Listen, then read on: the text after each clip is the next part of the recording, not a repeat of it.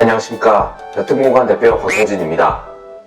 이번 영상은 인테리어에 관련된 영상이 아니고 썸네일처럼 부동산에 관련된 영상입니다. 누구나 언제쯤 한 번은 내 집이 생기겠지 하고 꿈을 꾸시잖아요. 저 역시 제 집이 언젠가 생기길 꿈꿔왔던 사람 중에 한 명입니다.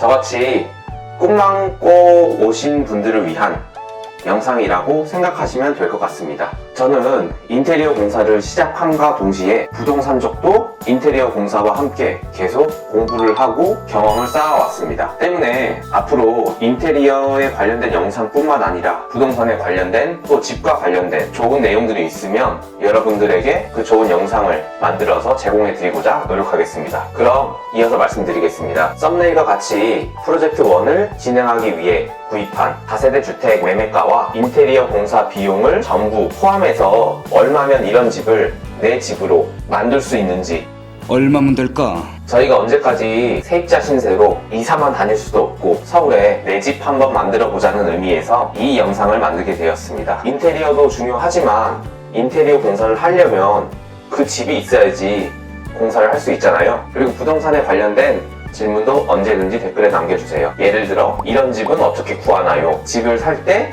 어떤 걸 확인해야 하는지 다 상관없습니다. 그리고 이 집의 구입 금액은 영상의 맨 뒤에 나오니까 꼭 끝까지 시청하셔서 이 집의 구입 금액도 한번 확인해보세요. 그럼 제가 구입한 이 집의 위치, 주변 편의시설들에 대해서 한번 간단히 영상 보시면서 설명해 드리겠습니다.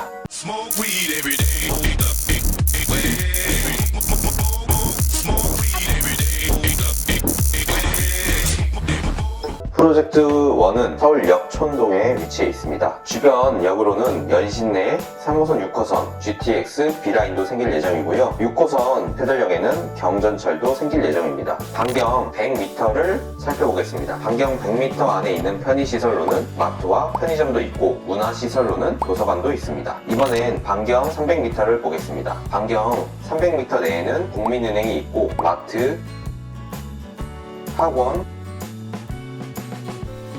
카페, 식당 등도 있습니다.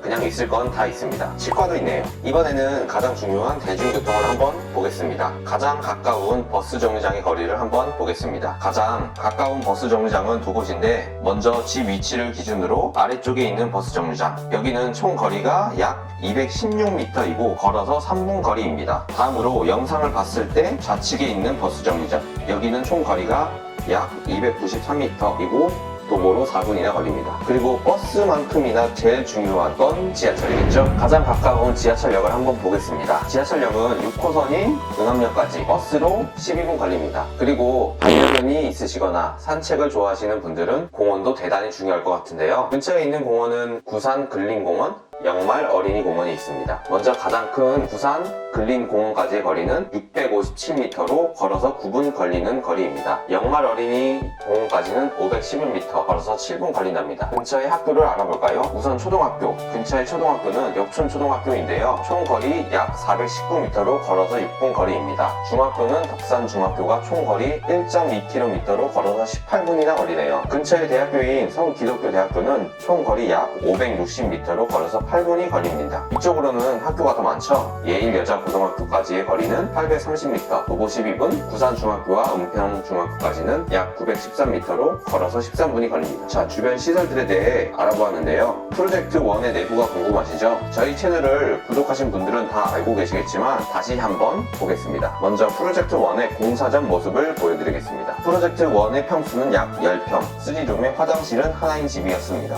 먼저 방을 설명드리자면 각 방은 콘센트 수량이 굉장히 부족하고 전등도 중앙에 한 개뿐이라 예쁘지도 않고 중앙만 밝은 느낌이었습니다. 그리고 바닥의 경우 장판으로 시공되어 있어서 울퉁불퉁했습니다. 이전 영상에서도 말씀드렸다시피 가장 중요한 단열이 제대로 되어 있지 않았습니다. 때문에 겨울에는 춥고 여름에는 더웠을 뿐만 아니라 결로 등으로 인한 곰팡이가 굉장히 심했었는데요. 철거 전의 모습을 봤을 때는 곰팡이가 그렇게 심해 보이진 않았지만 벽지를 뜯으면 굉장히 심한 상태였습니다. 이번엔 화장실을 설명해 드릴게요. 화장실 바닥의 경우 유가를 사용해서 물구배를 주었기 때문에 타일이 기울어져 있었습니다. 천장의 높이도 약 1880mm로 낮았었고 전등을 켜도 어두운 느낌이 났었습니다. 자, 주방을 한번 보겠습니다. 주방에는 노후화된 집들에서 많이 보이는 싱크대가 있고 환기를 위한 창문이 있는데요. 이 창문은 겨울이 되면 얼어서 안 열리는 경우도 많습니다. 냉장고 자리에 보일러가 설치되어 있는 것도 보이시나요? 이제 모든 방을 설명해 드린 것 같은데요. 이랬던 집이 어떻게 바뀌었는지 간단하게 한번 보여드리겠습니다.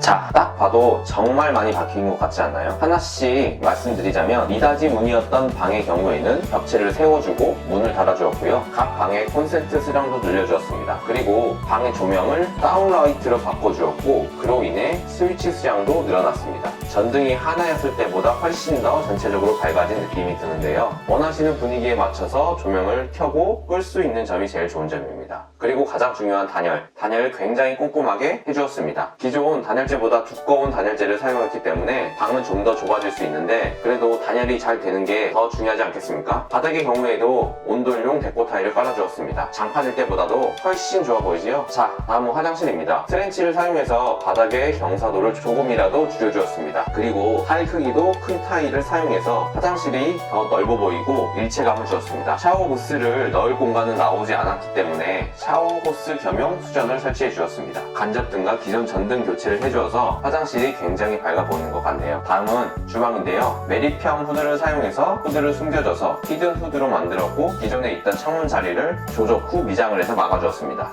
이게 더 깔끔하고 예뻐 보이네요. 상부장과 하부장은 도어 크기를 맞춰주었고요. LED바도 넣어주었는데 이렇게 하니까 훨씬 더 고급스러워졌네요. 자, 이제 총 공사 금액에 대해서 말씀드려야겠죠. 그리고 아직 말씀 안 드린 이 집의 구입 금액에 대해서도 말씀드리겠습니다. 얼마일 것 같으세요? $4. 이 집의 구입 금액은 7,400만 원입니다. 물론 등기 이전 비용 제외하고입니다. 등기 비용이랑 부동산 복비 하면 200만 원 정도 더 추가될 것 같습니다. 거기에 공사 총 금액 3,030만 9,900원이 들었습니다. 모두 합치면 1억 430만 9,900원이 들었습니다. 약 1억 400만 원으로 내 집을 만들고 이렇게 인테리어까지 내 마음에 쏙 드는 집을 만들 수 있습니다. 너무 많이 들었나요? 이 공사 금액은 저희가 여러 가지 실험을 통해 인건비도 좀 더 늘었고 부가세도 어느 정도 포함된 금액이라서 부가세 빼고 공사 금액을 생각하신다면 2,000에서 2,500만 원 선 정도면 이렇게 작업이 가능할 것 같습니다. 그럼 총 금액이 1억도 안 될 수도 있습니다. 10평 기준의 금액이니 참고해 주시고요. 자,